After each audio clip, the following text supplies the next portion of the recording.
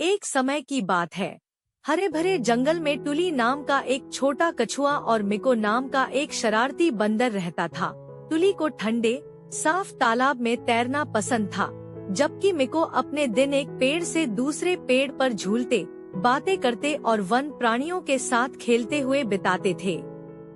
एक धूप भरी दोपहर में मिको ने टुली को पानी में शानदार ढंग से सरकते हुए देखा और उसे उत्सुकता का एहसास हुआ। उसने हर पेड़ और शाखा का पता लगाया था, लेकिन टुली के दृष्टिकोण से उसने कभी दुनिया को नहीं देखा था। टुली, तालाब के किनारे झूलते हुए मिको ने पुकारा, क्या आप मुझे पानी के नीचे अपना घर दिखा सकते हैं? टुली ने अपना सिर सतह से ऊपर उठाया और अपने दोस्त को देखकर मुस्कुराया, मुझे खुशी होगी मिको, लेकिन तुम मेरी तरह तैर नहीं सकते। तुम मेरे साथ कैसे जुड़ोगे? मिको ने अपना सिर खुजाया। उसका दिमाग विचारों से दौड़ रहा था। क्या होगा अगर हम एक जहाज बनाएं?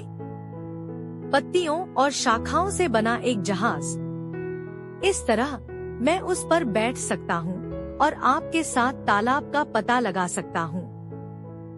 टुली की आंखें उत्साह से चमक उठीं। यह एक शानदार विचार है मिको। चलो तुरंत शुरू करें। दोनों दोस्त काम पर लग गए।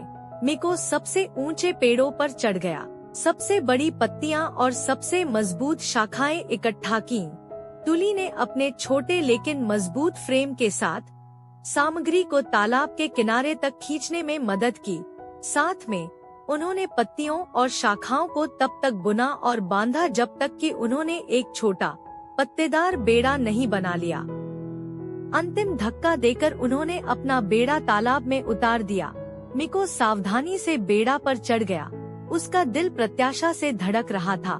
टुली पानी के माध्यम से अपनी रचना का मार्गदर्शन करते हुए साथ साथ तैरते रहे।